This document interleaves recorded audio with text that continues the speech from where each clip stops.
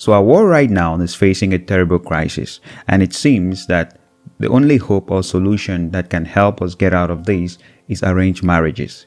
Yes, that type of marriages where your parents arrange with their parents for you both to get wedded, technically without your say-so. Well, to really understand what we are talking about here, we need to go to Japan. So Japan right now is facing a population collapse because their birth rate has dropped below the 2.1 births per woman average required to sustain the population, and right now it's at 1.3. Basically, picture it this way. If a population of a country is 10 people, 5 men and 5 women, and they decide to get married, they create 5 families. So these 5 families can produce kids. If they produce 1 kid each, you end up with a future of only 5 people, meaning the population has collapsed by 50%. If they produce 2 kids each, then you kind of end up with the same population that began. So the 5 families producing 10 children kind of sustains the population back to where it was before. So you realize that if each family gives birth below 2 children, you're looking at a population collapse. And that is exactly what is happening in Japan. Now back to our topic of why arranged marriages is the key. Is because the Japanese government has realized that fewer kids are being born, and kids cannot be born if people are not getting married. Why are people not getting married? That question will have more than one answer, but the workaholic economy will stand out as one of the reasons, and also the loss in touch of the traditional perception of marriage as a responsibility to the family lineage, because now with the westernization of cultures, young people are embracing more and more the idea of marrying for love and not marrying as a social responsibility to the family and to the society. Moving away from Japan, you can take a look at India, where India has seen a 24% drop in arranged marriages, and at the same period seen as about 72 million unmarried women in the country, one of the highest numbers ever recorded.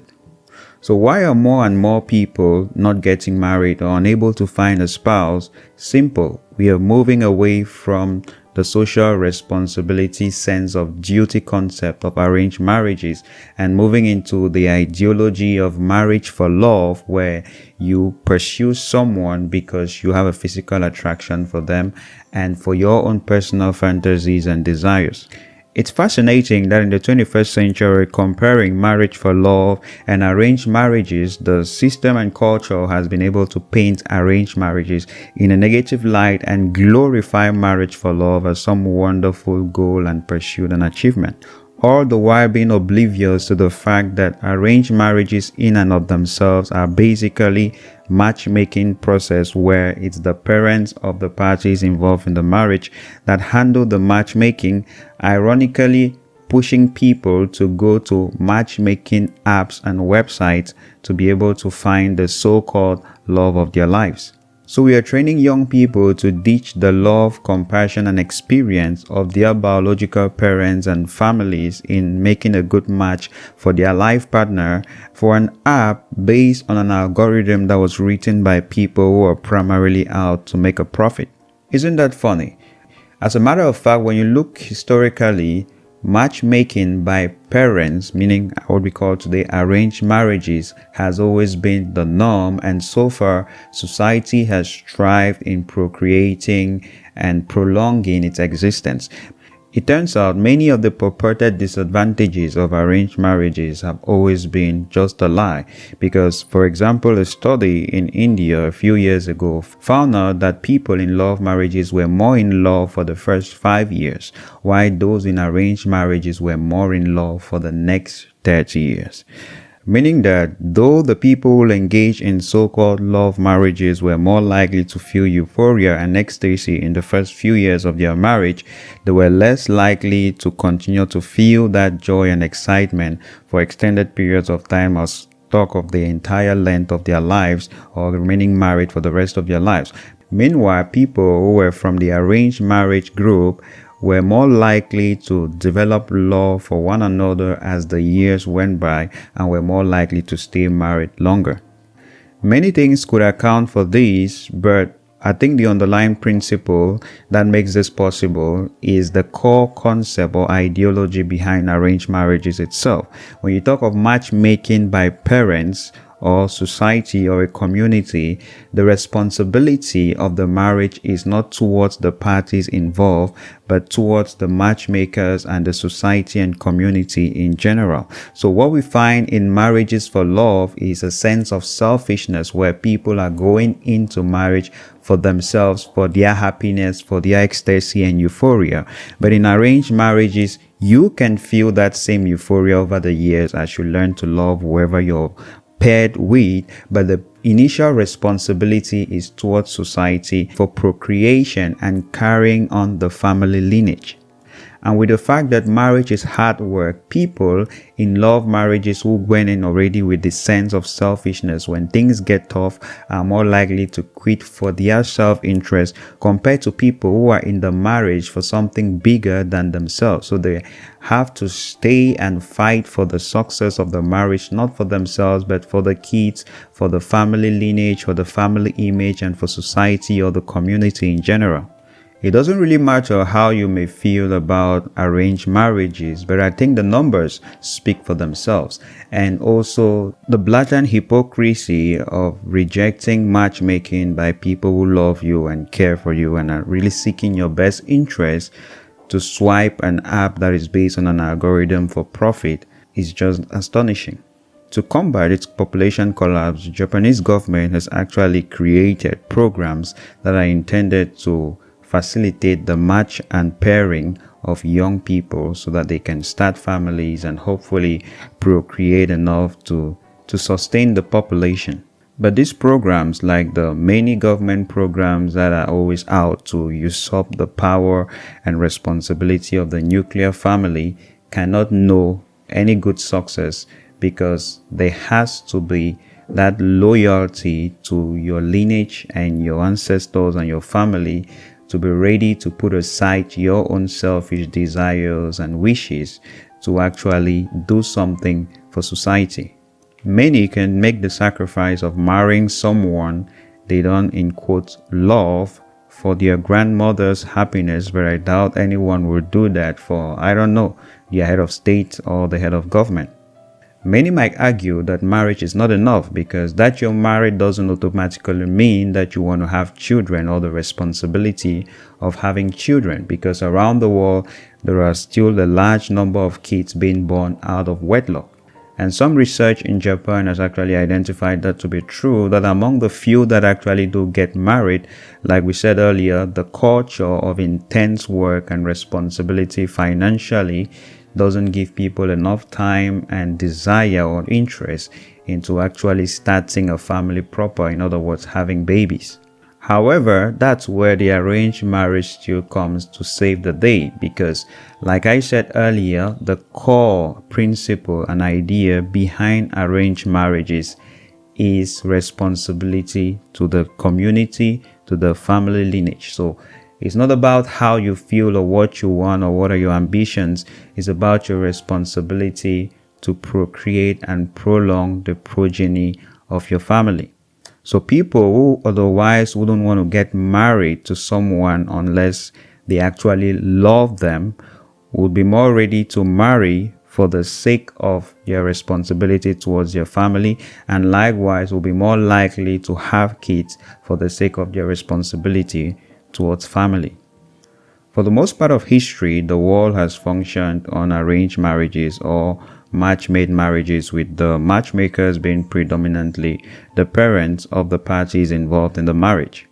And the underlying argument or support for this has always been that young people, which in the days in the past usually got married as teenagers, 19 or in their early 20s, were not mature enough to be able to know what a good spouse or a good partner was.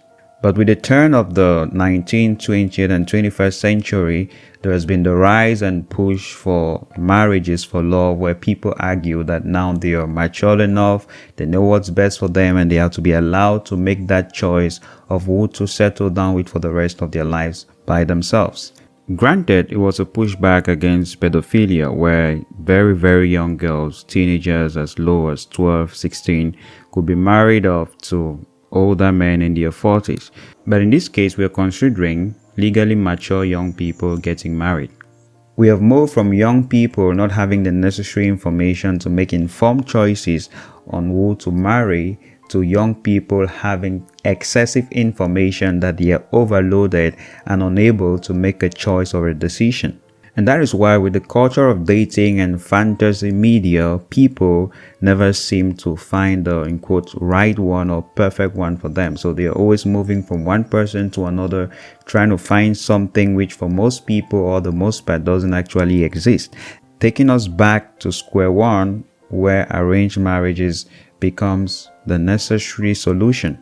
And beyond just helping young people overcome the indecisiveness due to information and desire and fantasy overload, arranged marriages carry that core principle that society needs now, which is responsibility towards the next generation and not towards one's selfish desires. You can learn to love someone later on after marrying them from a match-made marriage, as well as you may never be able to bring yourself to actually love them. But either way, such a marriage has a longer lifespan because it was never built on the concept of love itself, compared to marriages built on the concept of love that end in ruthless heartbreaks within the first 5 years. The greatest strength of arranged marriages in its core concept is that sense of responsibility and duty beyond oneself. These words of selfish desires and fantasies that pushes people to be very quick to dissolve their marriages in the face of the least conflict, and people would be more likely to stay in there and fight because it's not about them, but it's about society and the future generation in whole. So beyond Japan, where there is a population collapse, if we move on to the US, where a good number of the children are born out of wedlock, arranged marriages could help young people with the problem of indecisiveness and unrealistic expectations from a partner, and overall stability of society as a whole, where more father figures are present in the homes and more families are stable. But at last, this is only possible if young people are trained into it. And how will young people be trained if there are no role models to train them? That is the dilemma we find ourselves in right now. But at the end of it all, as we conclude, we understand just once and over again, as we have seen over again on this channel, is that the misconception of thinking that marriage has something to do with love is the problem that we have today. Marriage is an institution, it is a responsibility, and love in itself is not a feeling, it's not an emotion, but it's a choice, it's a decision. And until our young people understand that we might be slipping into a winter of marriagelessness, where people reject match-made marriages with its responsibility and sense of duty from their loved ones to settle for a life of confusion, heartbreak, loneliness, swiping the photos of random people on dating apps. So let me know in the comments below, what are your thoughts on this topic? Do you stand for marriages for love, or in quotes, arranged marriages, and why? Do you think that could solve the world's problem of imminent population collapse? Let me know down below. If you enjoyed the video, please give it a thumbs up and subscribe. A big shout out to our Patreons for helping us create content like this. You too can support this channel. The link is down below. So I am 𝗔𝗿𝗍𝗶 from Wisdom for Dominion. Thank you for watching and see you in the next video.